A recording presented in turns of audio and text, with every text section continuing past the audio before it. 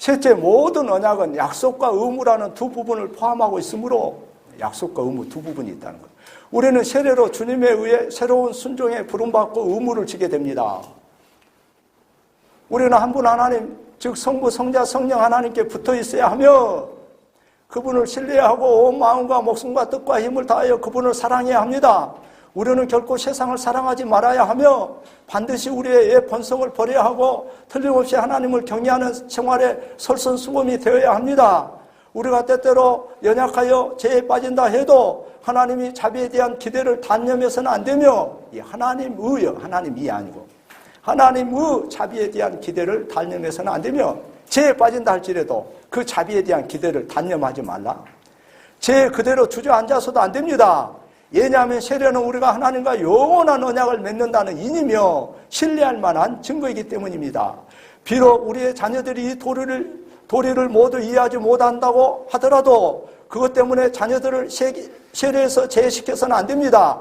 마치 우리 자녀들이 자신들의 이해 없이 아담의 정죄를 공유하는 것처럼 자신들의 이해 없이 그리스도 안에서 은혜 안으로 받아들여집니다.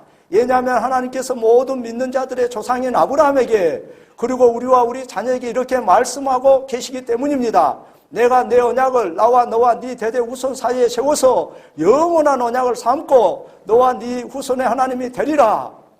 이 말씀 때문에 자녀들에게 일방적인 이 약속, 이것 때문에 유아들이 무슨 세례 의미를 합니까? 십자가 도를 합니까? 아담의 타락에 대한 걸 합니까?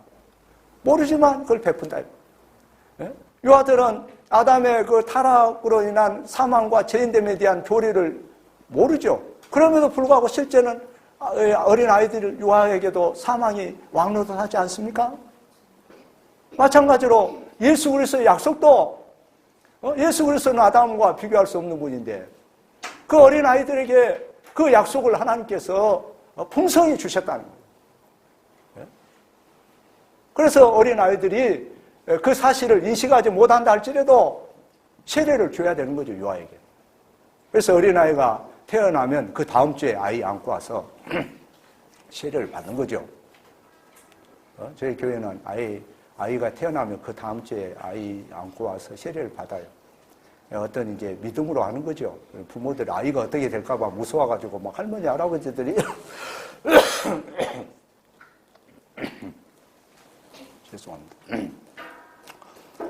못 오게 하는 경우도 더러 있습니다만, 근데 대체적으로 다 와서 아이가 오면 아주 교회가 환영하고 반기고 또 감사히 생각하고 교회 회원이 된 것에 대해서 기뻐하고 또 이 세례 이식서를 이걸 카피해서 옆에 부모 사인하게 하고 그 다음에 세례를 주죠. 아이가 알든 모르든 그거는 이제 개혁교회가 8일째 할례를 베푼 것처럼 그렇게 하는 거죠.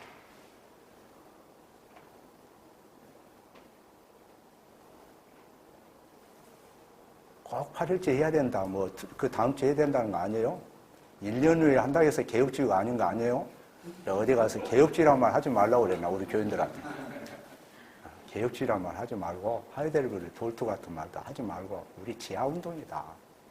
우리 교인들이 개혁주의 이런 말 잘 안 해요. 그냥 배우는 거예요.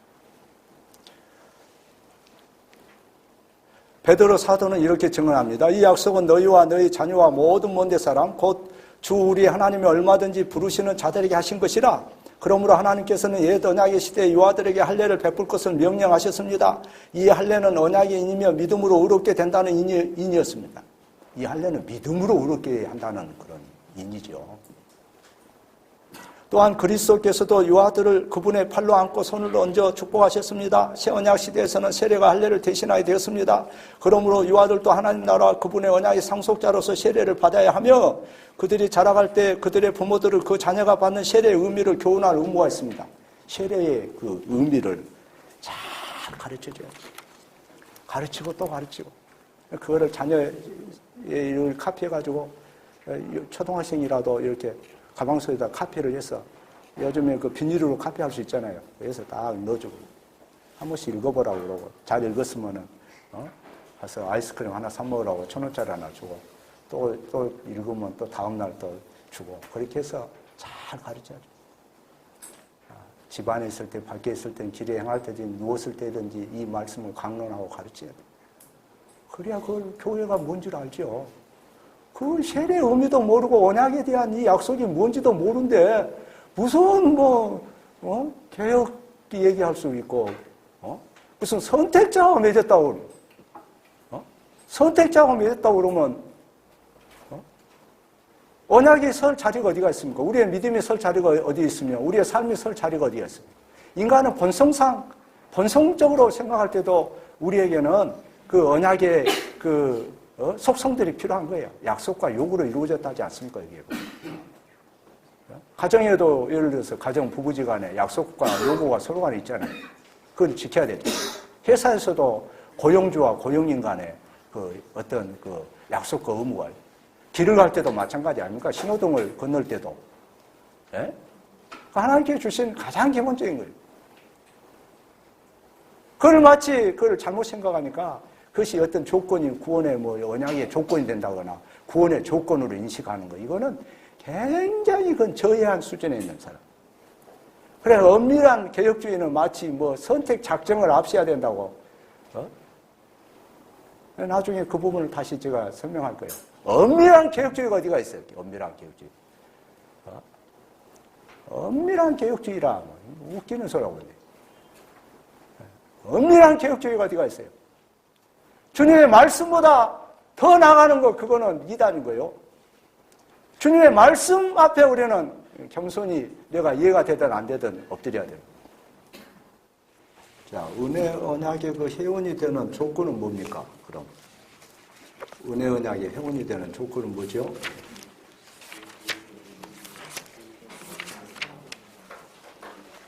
언약 회원이 되는 조건이 있습니까? 네, 없습니다.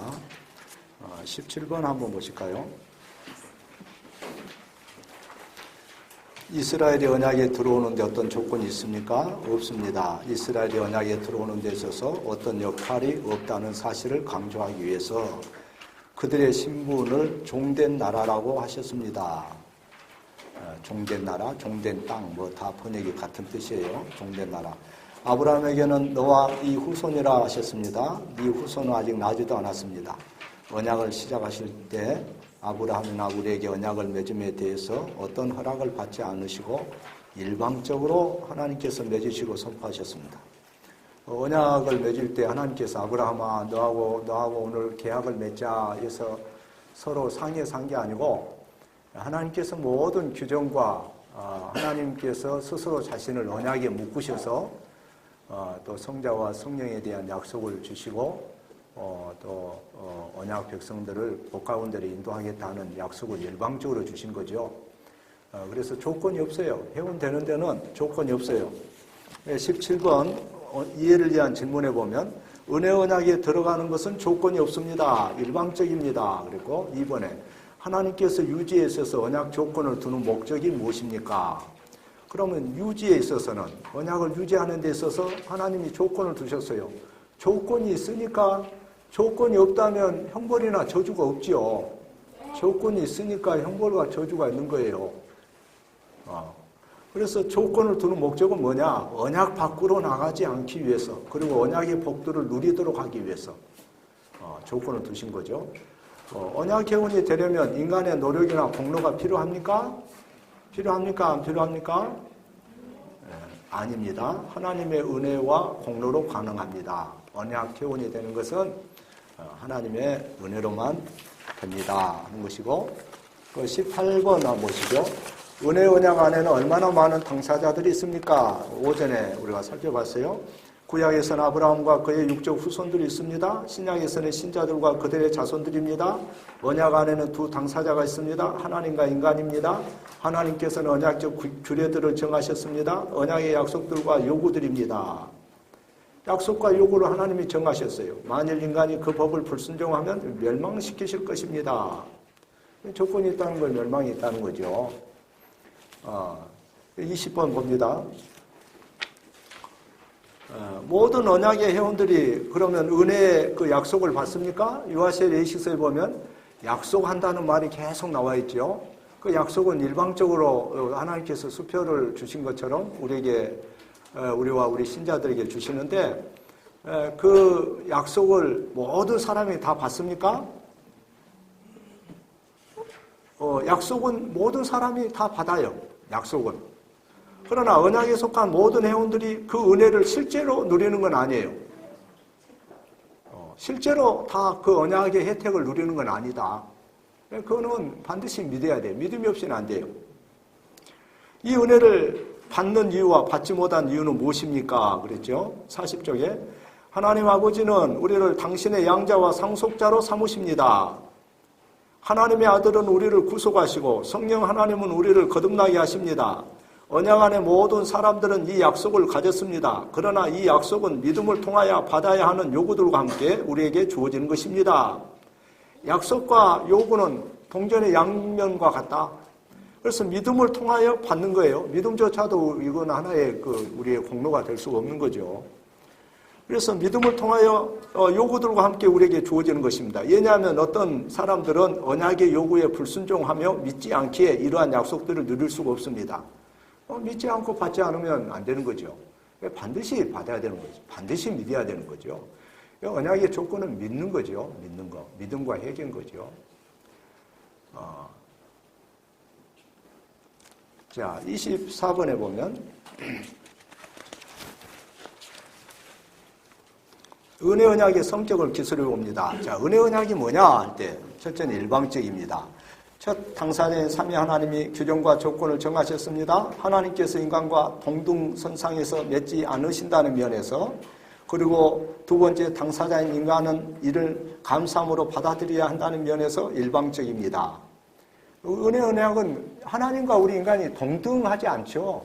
하나님은 창조자고 우리는 피조물 아닙니까? 그래서 그 당사자가 동등하지 않아요. 그런데 하나님께서 자신을 낮추셔서 우리와 관계를 맺은 거예요. 어떻게 하나님이 우리와 관계를 맺을 수 있겠어요? 이사야서에 보면 내가 너희를 낳았다 그랬어요. 내가 너희를 낳았다. 내가 너희를 낳았다 해놓고는 그 다음에 너희는 나는 너의 남편이라 그러거든요. 어떻게 아버지가 딸을 낳았는데 딸을 향해서 딸 보고 딸아, 사랑하는 딸아, 네 아빠 오늘부터 내가 네 남편이다.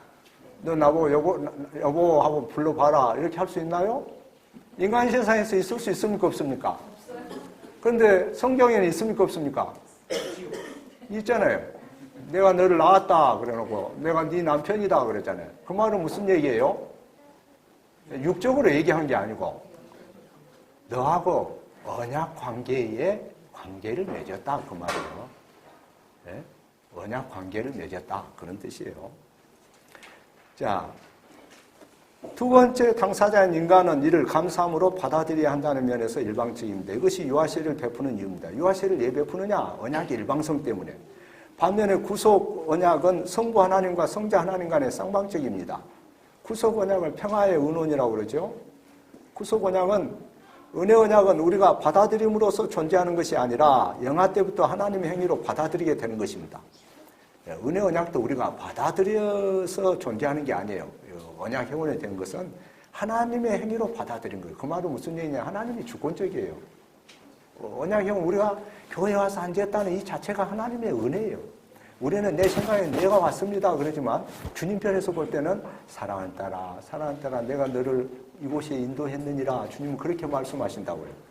그래서 내가 분명히 했는데 주님 무슨 말씀입니까? 내가 아침에 차 7시에 타가지고 어디 타서 내리고 내가 이렇게 오지 않았습니까? 그러면 사랑하는 딸아, 내가 네가 여기 올 수 있는 능을 내가 줬느니라. 길을 잃어버리지 않도록 그 기억력을 내가 줬느니라. 네가 말씀 사모할 수 있는 은혜를 내가 줬느니라. 주님은 그렇게 말씀하셔요. 그러니까 하나님의 주권과 인간의 책임 사이를 우리가 정확하게 규명하기 어려워요. 그걸 이해하려고 하면 안 돼요. 은혜 언약은 우리가 받아들임으로써 존재하는 것이 아니라 영화 때부터 하나님의 행위로 받아들이게 되는 거예요. 그래서 일방적이고 무조건적이다. 창세기 17장 7절, 사도행전 2장 39절, 고린도전서 7장 14절, 마태복음 19장 14절에 의하면 어린아이도 언약의 표징이 세례에 의해서 그리스도 교회에 접붙여주고 하나님의 언약과 교회에 속하여 불신자의 자녀들과 구별됩니다.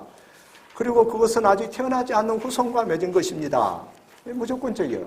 언약의 성격, 은혜 언약의 성격은 일방적이고 무조건적이다. 25번에 보면 요아시의 죽은 언약의 자녀는 구원받습니다. 돌투신경에서 다음과 같이 고백합니다. 우리가 하나님의 뜻을 그분의 말씀에 따라 판단해 보면 신자의 자녀들은 본성에 따라서가 아니라 그들의 부모와 함께 받고 있는 은혜의 언약의 견지에서 거룩합니다.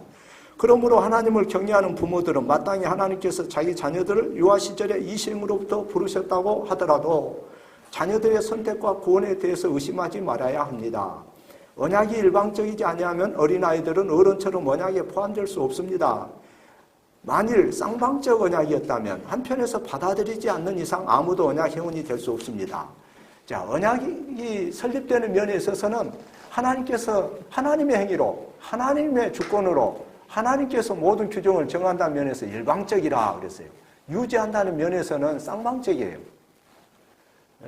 그래서 언약이 일방적이기 때문에 어린아이들은 반응할 수가 없잖아요. 그래서 어린아이들은 또 언약 해온 하나님의 일방성 때문에, 언약의 일방적인 주권적인 것 때문에 어린아이들도 교회 회원이다 하는 거죠.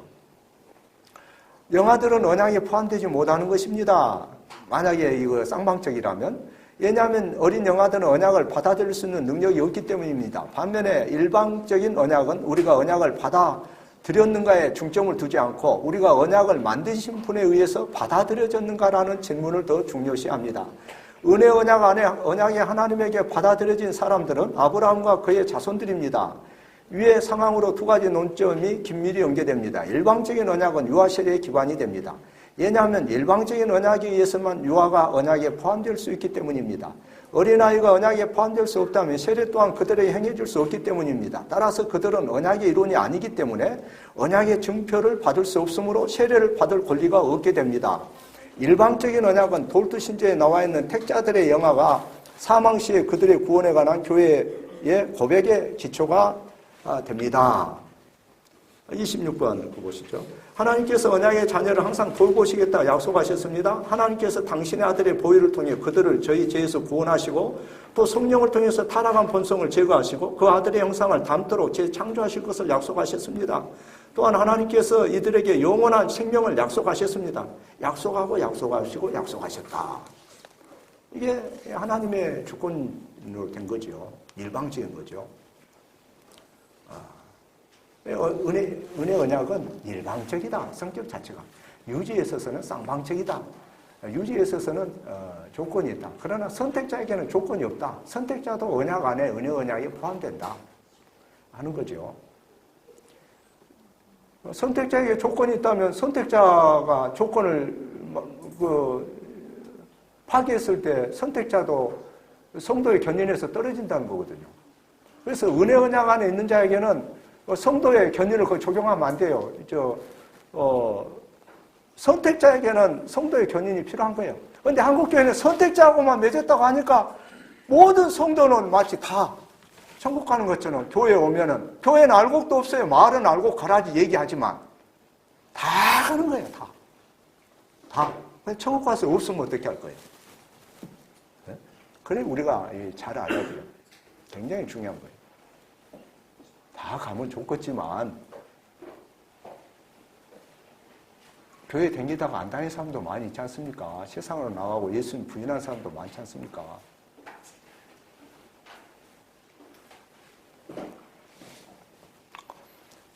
자, 30번 한번 보실까요?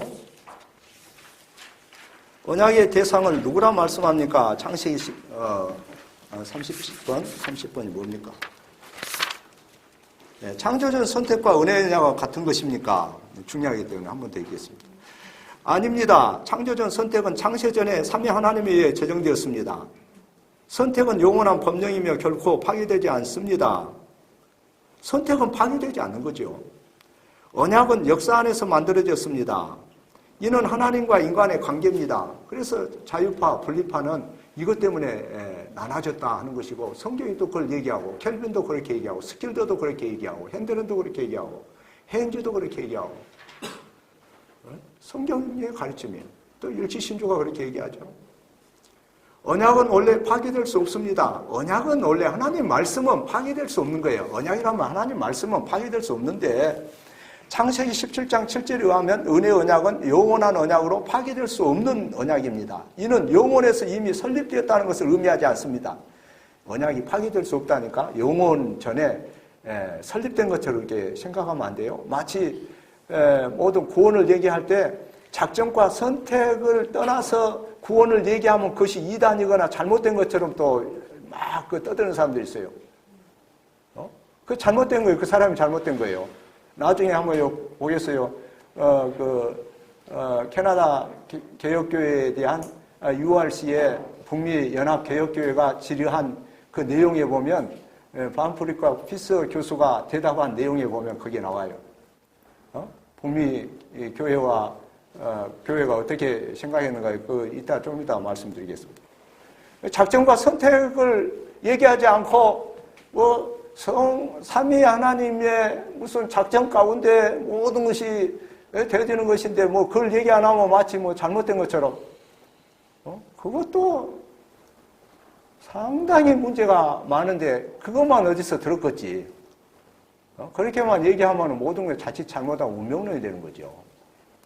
우리 아까도 말씀드렸지만 작정에 대한 거를 강조 안 한 게 아니에요. 작정이나 선택을 강조 안 한 게 아니에요. 성경에 나와요. 그러나 켈빈이 선택을 얘기할 때 기독교랑에 처음부터 그걸 얘기합니까? 로마서에서 그 순서를 처음부터 얘기하나요? 그렇지 않지 않습니까?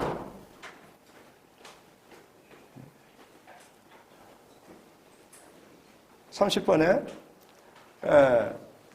언약은 원래 파괴되지 않고 파괴될 수 없는 언약인데 이 말은 영원에서 설립되었다는 것을 의미하지 않습니다. 단지 영원히 지속되고 영원한 언약이며 결코 깨어질 수 없는 언약인 것입니다. 언약을 파괴하는 것이 불가능하다는 것이 아닙니다. 언약을 파괴할 가능성이 없다는 것이 아닙니다.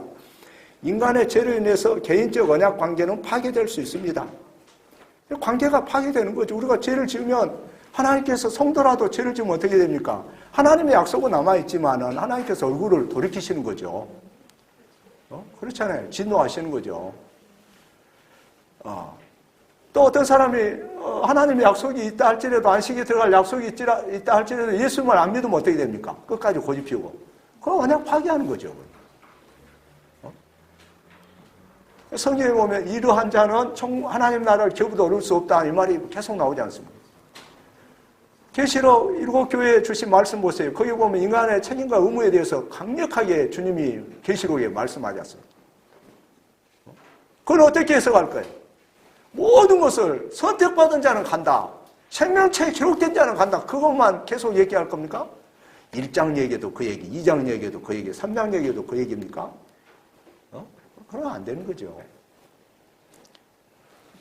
창세기 17장 14절에서 할례를 거절한 자에게 그는 나의 언약을 깨뜨렸다고 말씀합니다. 호세아서 6장 7절에도 아담이 언약을 깨뜨렸다고 합니다. 그리고 선지자들은 이스라엘에 가는 맺힌 우상 숭배를 문책했습니다.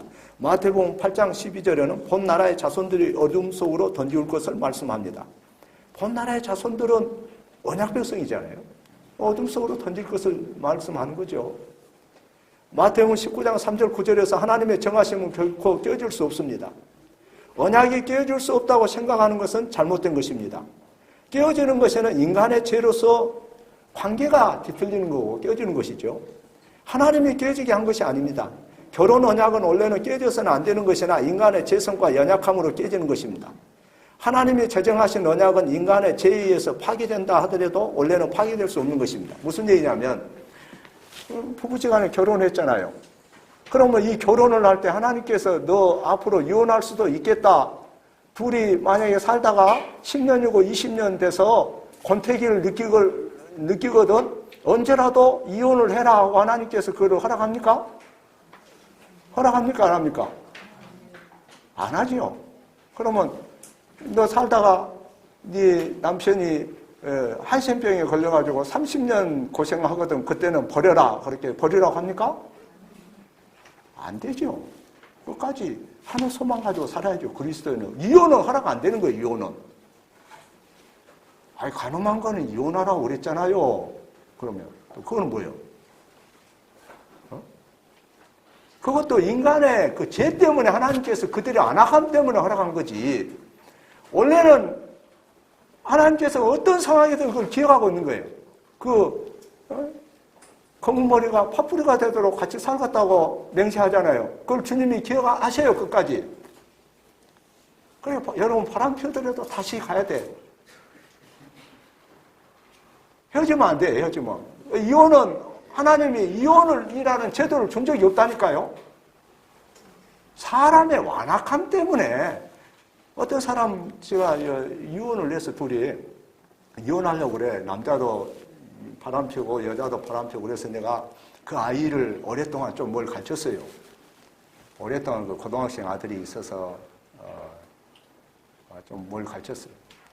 그래서 내가 눈치를 보고 가서 얘기를 해서 그 엄마를 보고 같이 화합해야 된다.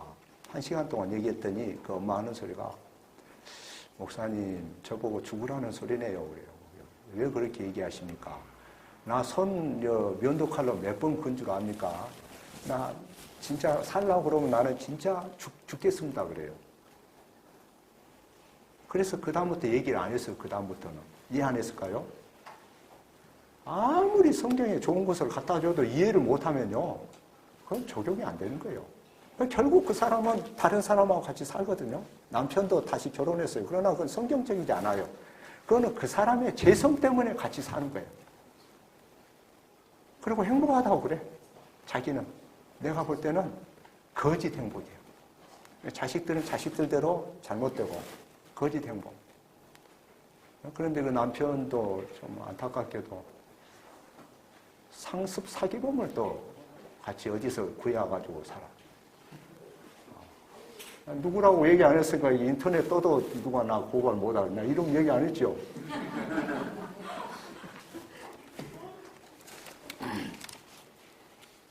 하나님께서는 언약에 대해서는 파괴하지 않아요.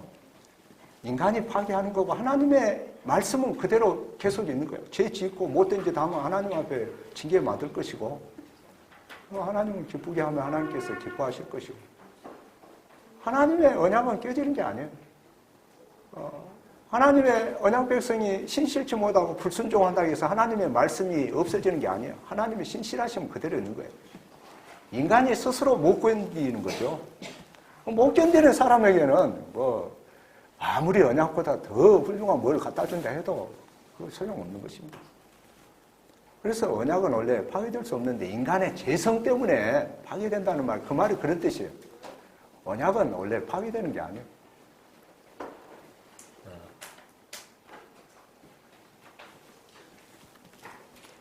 그래서 누가복음에도 보면 부자와 거지 나사로 비유 나오죠. 거기 보면 부자가 아버지 아브라함이여 내가 이 불꽃 가운데 고민하여 죽겠나이다. 저기 있는 거지 나사를 보내서 손끝에 물 한 방울 찍어서 내 혀에다 대서 서늘하게 해주옵소서. 아버지 아브라함이여 그러죠. 언약 백성이란 말. 그 말이. 언약의 약속이 있어요. 그런데 하나님의 정하신 그 언약의 울타리를 벗어나서 하나님께서 좋은 관계를 맺기를 원하고 복을 주시기 원하는데 스스로 세상적인 가치관에 의해서 자기 혼자 배불리 먹고 바로 언약 백성이 거지 나사로 같은 경우는 돌아볼 여유조차 없었던 거죠. 그걸 얘기하는 거예요. 언약 백성이라고 해서 다 구원받는 게 아니에요. 언약 백성이라고 해서 다 구원이 보장된 거 아닙니다. 약속이 마치 작정처럼 나중에 우리의 최후 구원을 보장해 주는 거 아닙니다. 작정을 언약이라고 하지 않는다고 그랬습니다. 구원을 설명할 때 마치 작정이나 선택에 대한 걸 말하지 않으면 그 잘못된 것처럼 얘기하는데 그 부분에 대해서 제가 말씀드릴 시간이 좀 더 있지 않겠나 싶어요.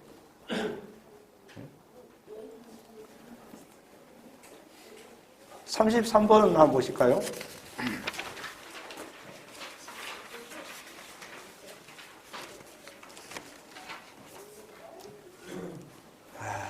이 부분은 33절 언약의 대상을 누구라고 말합니까? 이스마엘 예소도 포함된다 했고 여기 보면 제가 빨리 읽겠습니다. 17세기 스콜라 철학과 함께 언약의 두 당사자의 개념이 일어나기 시작했다. 스콜라 철학의 영향이 아주 컸죠. 이 개념에 의하면 당사자들은 삼위 하나님의 한편과 선택받은 자들의 한편으로 나누어집니다. 우리는 두 명의 학자 포르스티우스와 헬렌 브록의 말을 인용할 수 있습니다. 은혜 언약은 누가 맺은 언약인가에 대한 질문에는 1680년에 죽은 포르스티우스는 아브라함과 그의 자손들이라 했고 50년 후 1731년에 헬렌 브록은 오직 선택된 사람들과 맺은 것이라 했습니다. 에스겔서 16장 6절을 인용해서 그렇게 얘기를 했는데 에스겔서 16장에 나오는 사람이 선택자가 아니라는 점을 볼 때 그것은 바른 인용이 아닙니다. 여기 헬렌 브록이라는 사람이 1730년경에 31년에 죽은 헬렌 브록은 선택된 사람과 맺었다고 이 사람이 얘기한 겁니다. 에스겔서 16장을 인용해서. 당시 영국에서는 또 다른 사상이 일어나기 시작합니다. 이 개념은 웨스트민스터 요리문답의 장로교의 교리로 채택되었는데 이 교리는 하나님에서도 받아들이게 됩니다. 이 사상에 하면 언약의 당사자들은 하나님 아버지의 한 당사자와 다른 한 당사자로서 택한 자들의 머리로서 그리스도입니다. 이 개념으로 인해 은혜 언약과 구속 언약이 동일하다는 결론을 내리게 됩니다. 웨스트민스터 신앙 고백에 선택 그리스도와 그 안에 속한 자라 하는 말이 그래서 이러한 결론이 내리게 됩니다. 은혜 언약과 세례의 이러한 개념의 차이로 인한 혼동이 아직까지도 영적인 삶에 해를 끼치고 있습니다. 이러한 개념들은 17, 18세기 적지 않은 신학자들이 가르쳐졌습니다. 그 사람들은 언약이 성경과 개혁 교리 간의 불일치함에 관심이 없었습니다. 오늘날 아직까지도 개혁주의자들의 고백의 표준에 맞지 않은 개념들이 많이 남아있습니다. 만약에 정당하게 풀이를 했다면 당연히 성경 구절과도 일치할 것입니다. 예석하게도 그 시절에는 종교개혁 시대에 대단했던 성경 공부들이 쇠퇴하기 시작했던 반면에 철학 이성주의 논리가 주도하는 시대가 도래했습니다. 게다가 개혁주의자들조차도 철학과 논리를 공부하는 데 있어서 그것들을 공부하는 것이 도움이 될 수는 있지만 그 학문들이 그들의 사상을 통제하기까지 내버려 두어서는 안 된다는 것을 몰랐습니다. 안타깝게도 오늘날 언약을 다루는 논문 중에는 마치 언약이 인위적으로 창안한 사상의 발전인 것처럼 논지를 펴는 것을 볼 수 있습니다. 그러나 언약은 계시된 말씀을 기반으로 한 것으로 우리는 단지 이를 해석하고 받아들이면 그만입니다. 칼빈에 의한 창세기 17장 주석에서 아브라함 언약을 살펴보면 우리는 그들과 다른 결론에 이를 수 있음을 알게 됩니다. 우리가 읽는 그 부분은 택자들만을 위한 언약이 아니라는 것이 확실한 증거로 나타납니다. 언약은 아브라함과 그 자손과 맺어졌습니다. 아브라함의 자손에 속한 모든 사람들은 살에 새긴 언약 곧 할례를 해야 했습니다. 만약 할례를 하지 않는다면 백성 중에서 제하여졌습니다. 예언자들은 모든 이스라엘 백성이 언약의 이론이라고 확신했습니다. 사도행전 2장 3장에서 이스라엘 백성을 언약의 이론이라고 했습니다. 로마서 3장 13절에서 그들이 비록 믿지 아니하였을지라도 언약들이 그들에게 있었다고 했습니다. 그들이 지금 예수를 안 믿어도 언약이 그들에게 지금도 있다. 이 말은 약속은 유효하다는 거예요. 언제라도 주님은 기다리고 계세요. 그럼 믿어야 돼요. 언제라도 주님은 그날까지 기다리고 계세요. 당신의 그 백성들이 마치 깨어진 항아리처럼 세상으로 박차고 나가지라도 이름은 남아있는 거예요. 자, 하나님께 친히 에스겔 16장에서 그들이 모두 하나님의 자녀들이라고 증거합니다. 로마서 9장 4절에 사도는 유대인들을 그리스도의 저주받은 자로 전하면서 사도 바울은 이스라엘 사람들은 양자로 입양되었고 영화롭고 언약을 소유했으며 율법을 받았고 하나님을 예비하는 자들이라고 했습니다. 그리고 약속을 지녔다고 했습니다. 이게 중요합니다. 로마서 9장 4절에 그들은 약속도 있고 언약이 있다. 그들은 이미 예수를 부인했지만은 부인한 사람들을 향해서 그렇게 얘기한다 이 말이에요. 바울이 이와 같은 표현을 사용하는 것은 이스라엘에 대해 그가 베푼 관용을 드러내 보이려는 데 있다기보다는 그들에게 하늘의 기업에 대한 약속, 양자의 권세, 구원 약속이 예외 없이 제공되었으며 할례의 표정으로 확정되었으나 이들 중 많은 사람들이 배은망덕하게 하나님의 양자가 되는 것을 거부하여 그들 가운데 차이가 생겨나게 된 것을 나타내는 것입니다. 그러고 나서 사도 바울은 유대인의 멸망이 하나님의 말씀을 무효한다는 것이 아니라고 합니다. 하나님은 당신의 행하신 일에 대하여 후회하지 않으시며 나타난 뜻과 비밀한 뜻 가운데 역사를 운영하십니다. 하나님께서는 나타난 뜻과 비밀한 뜻 가운데 역사를 운영하시는데 그들이 예수님을 부인한다고 해서 하나님의 말씀이 폐해진 것 아니다. 말씀은 그대로 있다. 언약은 그대로 있다. 약속도 그대로 있다. 하는 거죠. 그래서 양자됨과 영생에 대한 약속을 아브라함과 그 후손들이 하나님께서 동일하게 다 아주 진짜로 준 거예요. 그거를 받아들이는 자가 있고 받지 않는 자가 있고 이거를 두 가지로 얘기한다 이 말이죠.